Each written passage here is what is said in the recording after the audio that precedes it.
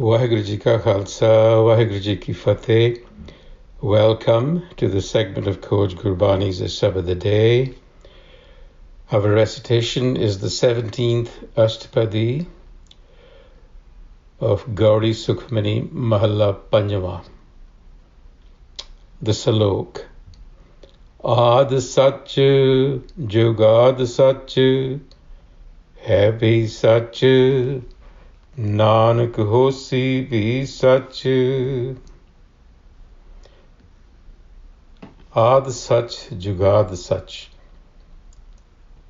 The truth, because the word Sach, which comes from the Sanskrit root Sat or Satya or Satyam, these are all variations, it denotes both truth and existence, and we write the truth here with a capital T to indicate absolute truth in order to distinguish it from relative or ethical and moral truth.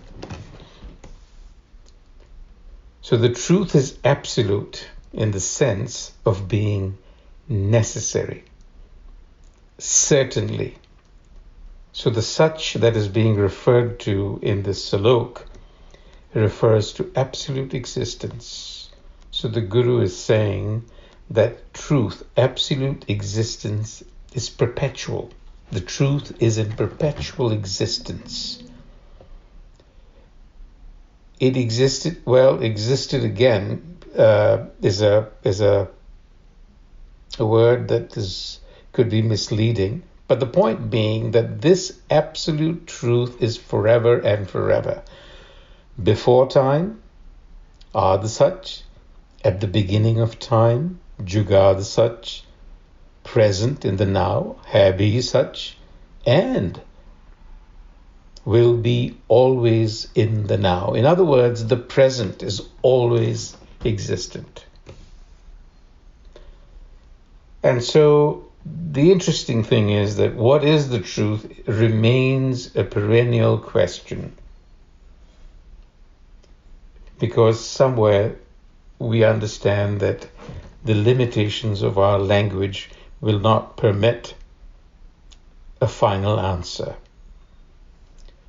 So it is to this absolute truth that we must make a connection. And how do we do that?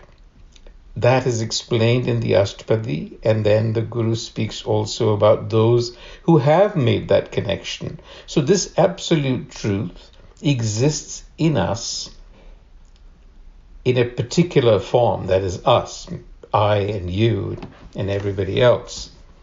So it is a particular instance of this absolute existence, which we have been calling the self, or Gurbani calls the Har. They are of the same essence.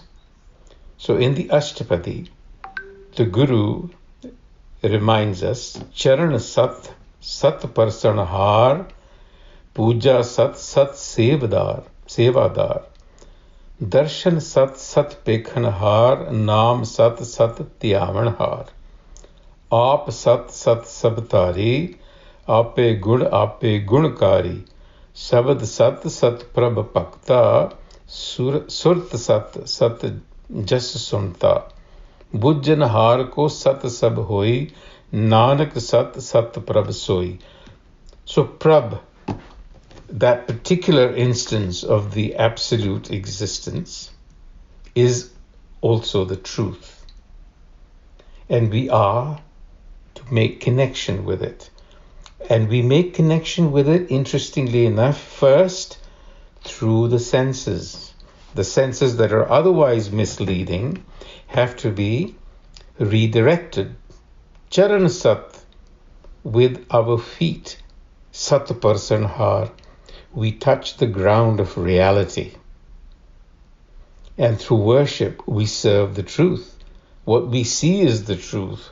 We visualize the truth. And this truth is identified by its names. We know objects and things through their names. That is where the knowledge of that object is. That is the beginning of this process. And ultimately, this truth lies in our self-awareness. It has all the qualities that it needs to impart. And the universe is the word. It is a reverberation of the truth. And it reverberates in us. It resonates in us. It is in our consciousness. So the Guru in the end says, Bujjal har ko sat sab hoi, Nanak sat sat prabh soi. To the discerning mind, everything in existence bears the impress of truth. And says Nanak, the Prabh self is truth itself. So we have to begin by refining our senses, to make them more sensitive to what is around us. Because you see, our existence is very robotic. We become conditioned to doing the same things over and again. We become conditioned in our ways of thinking. And we lose that sensitivity that we need in order to appreciate what is around us. And what is around us, the Guru tells us, is the impress of this truth. And then now he speaks of those who have absorbed that presence around them. Sat Sarup Hriday Jin Manya, Karan Karavan Tin Mool Pashanya, Jaake Hriday Biswas Prabh Aya, Tat Gyan Tis Man Pragtaya. So those who are successful, those who absorb the presence of the self within their heart, they actually have recognized the self, which is the root cause and effect of everything, everywhere. They now have faith and reverence. So in their minds, they're enlightened. And one sign of being enlightened is that they are led from fear to living in fearlessness. Bhai te nirboy hoye basana. Jiste upaje tis mahe samanna. They return to their source. They dissolve into their source to the point where they cannot be distinguished apart. And so this discerning mind realizes the Creator. And they become servants of the self, Thakur ke sevak. And so here is an illustration in the third subsection of the Ashtapadi of what they look like. Thakur ka sevak. They're agyakari, they're always in harmony with their master. Sada pujari, they're always at the service of their master. Ke man pardeet, they anticipate the wishes of the master. Hukum. Nirmal reet, pure is their intent. It's always lined with the master. Always in attendance to their master. Sevak jane sang, and died in the love of the master. Prabh ke sevak naam ke rang. Prabh ko prabh paldanahara, sevak ki rakhe nirankara. And in return, the self protects the servant's honor. Even though the master is nirankara, not visible, it actually takes care of that servant. So now you see, we are servants of the self. And it goes on with the same theme in the fourth subsection about the master, the self, shielding its servants, protecting them, exalting them, and above all, gifting them with the gift of self-knowledge. Apne jan ka parda tak sevak ki sar par rakhe, de vadiyai sevak ko naam japai. The gift of self-knowledge. It preserves and protects their honor. Patarakhe. And so the bounties of this self cannot be estimated. Ta ki gat mit koi na lakhe, prabh ke sevak ko na pahunche. So the sevak, is the most exalted. You see, the servant and the master essentially become one unit. And then now it talks about the capacities that a servant actually can imbibe. Should the self choose to empower a tiny ant, it could reduce an army of millions into ash. This is the kind of capacity and power that comes to us. Niki kiri mein kal rakhe, pasam kare laskar kot lakhe. It could reduce an army of millions. If it chooses, death will not touch you, so to speak. So therefore, the Guru advises you, Manas jatan kart bahbhat, tiske kartab birthe jat. The mind strives to keep itself alive in various ways, and it actually looks to do things with its own discretion. But the Guru says all devices of the mind are of no avail. No one other than the self has the power to kill or preserve. So don't be anxious. Kahe soch kare re prani, jap nanak prabh alakh vadani. Why be anxious? Realize the self. Inscrutable are its ways. Understand that. So here's advice on what to do. Again and again, the Guru says constantly, be mindful of the self. Drink the elixir of mortality, self-knowledge. Edify your mind. Develop your mind. Make progress. Barambar bar prabh japiye, pi amrit eh man tan trapiye, naam ratan jin gurmukh paya, tis kish avar nahi drishtaya. See nothing else except through the lens of self-knowledge.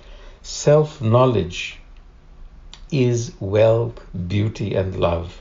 It is comforting, and it brings companionship of the self, and it brings fulfillment. So again and again, the Guru comes back to the point of self-knowledge. Bole jis jehba din raat, prab apne jan kini daat. This is the choicest of gifts that the self bestows on the individual. Kareh bhagat atam ki chaye, prab apne syo rahe samaye. With the deepest yearning, such individuals devote themselves, and they are in deep rest, accepting whatever happens as the doing of the self. Jo hua, hovat so janne. This is a key understanding in Sikhi. Jo hua hovat so janne, prab apne ka hukam pashanne. Accepting whatever happens as the doing of the self, and to live in harmony with the will of the self. And such an individual, well, one cannot say enough in admiration. And so Nanak is advising us through addressing himself.